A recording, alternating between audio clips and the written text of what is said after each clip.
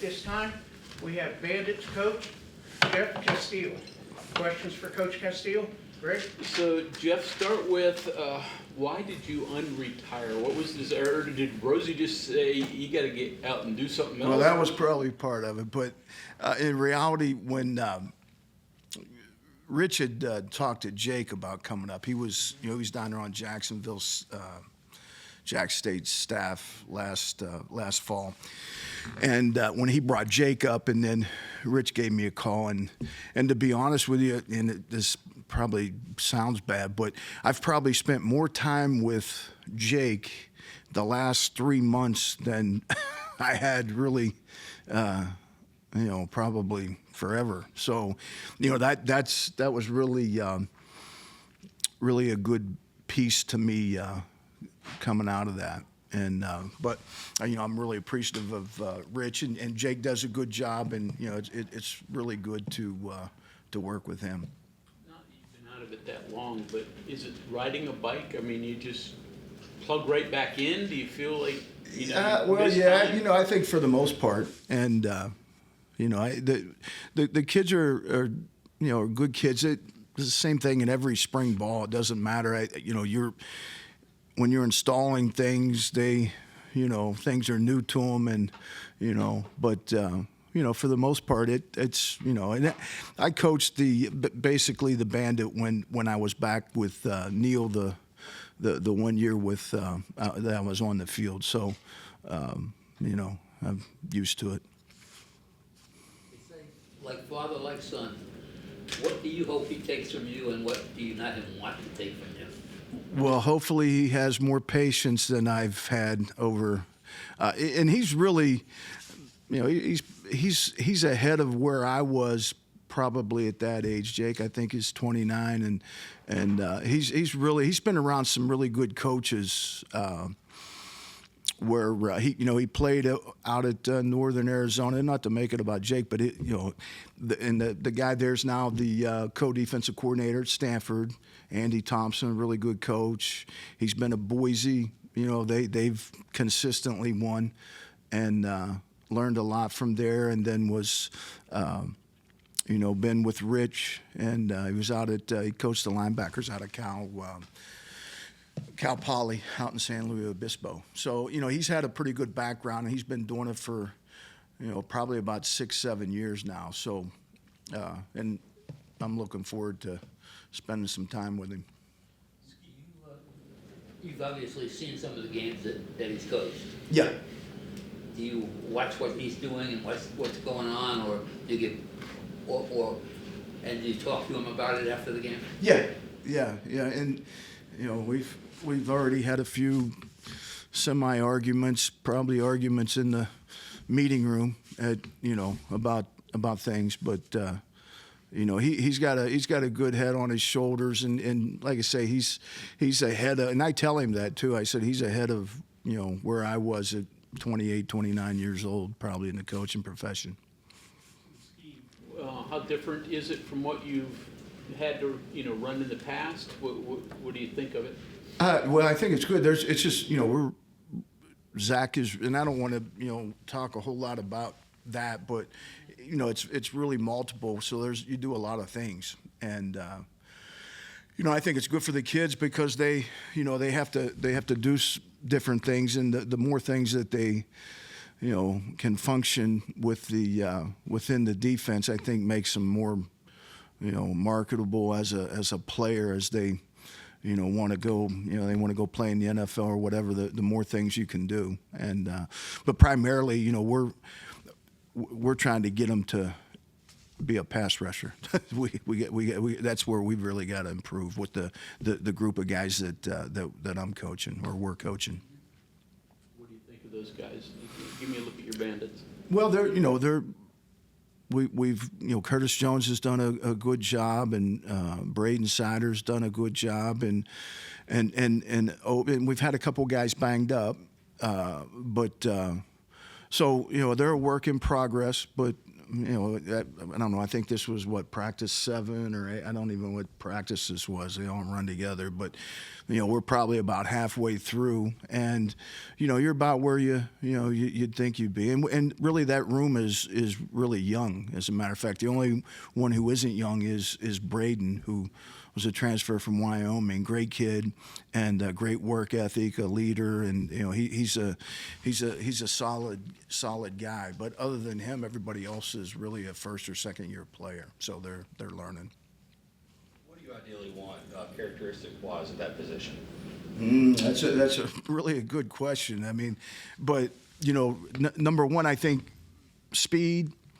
We had a guy named Bruce Irvin back in the day.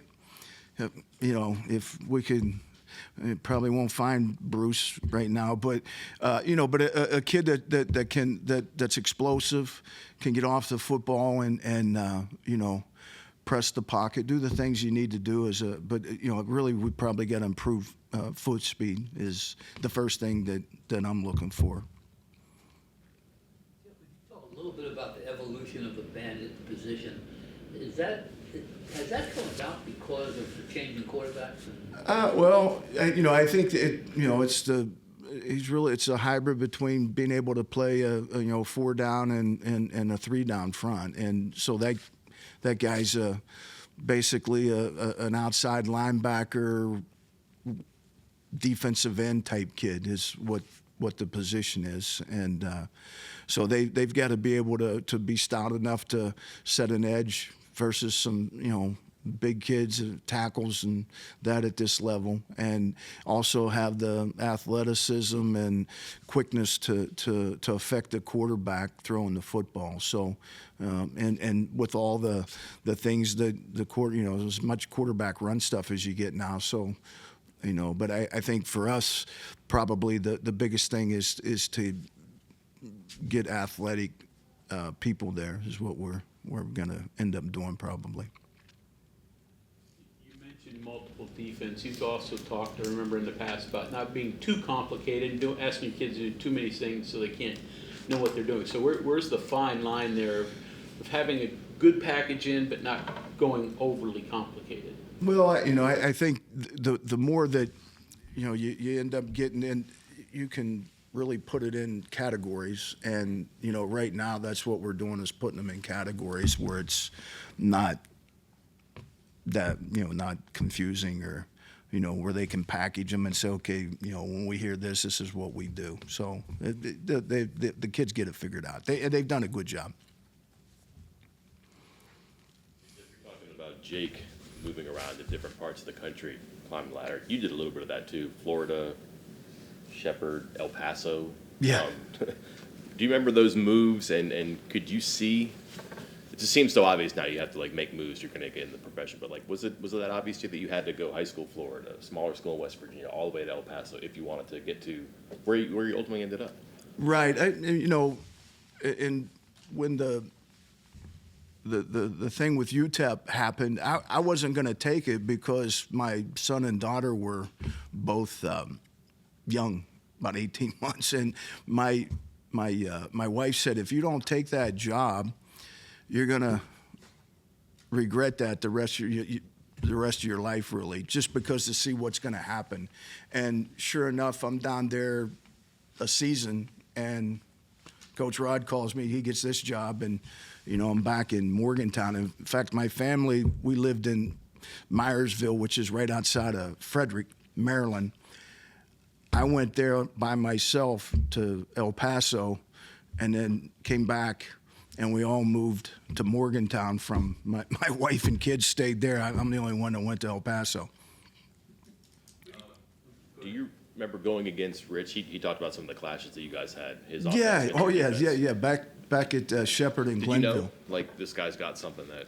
Yeah, and the thing that I think that Coach does really well, when you play his teams are competitive. And I mean an aggressive, tough, hard-nosed, competitive. You're gonna have to work for 4 quarters if you're gonna try to beat them. But then when you work with him, then you see that the team within the team is competitive, if that makes sense, if I'm making sense with it. It's kind of hard for me to describe that, but like the guys within the program, they become so competitive, and that all rubs off from Rich, and he's been able to take that everywhere he's been, and I think that's what is probably the foundation for his success. I mean, we had some really great games, and I don't know how many we won and how many he won, but we both of us had pretty much the two best teams in the league back then. The evolution of his offense, I mean, Jed Drenning wasn't running like they do now, so. Right. Him and Rod Smith, I said, gee, how did that happen?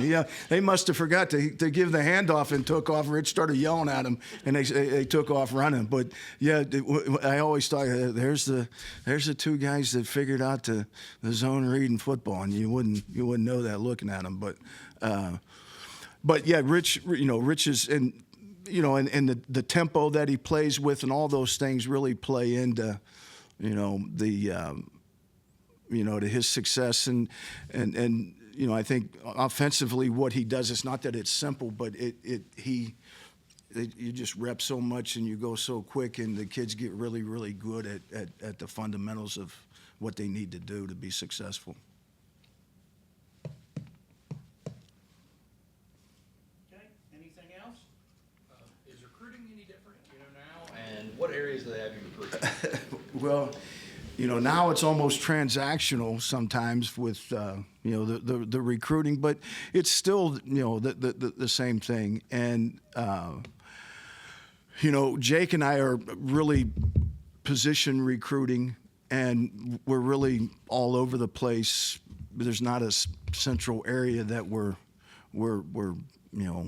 looking. We're all over the place, but there's some two junior college kids from California that we signed with the signing day. So, and when the portal opens, it's all over. So, I guess to answer your question, yeah, recruiting has changed, but it's still the same thing. And the kids are just looking for a place where they can have some success, and that's. There's really not a whole lot different with that. You guys and staff who've had some Big 12 experience, having seen this league, different. I mean, what Rich is going to face in this league, is it different than when he faced Big 10, Pac-12, things like that? It probably will be, but I mean, football is football, and good players are good players, and everybody has good players. There's good players in every league, and so I don't know that that's that big of an issue. Rich has played against a lot of really good football teams, and I don't think the Big 12 or whatever league it really matters. Everybody's got good players. Okay. Yep. All right. Thank you, guys.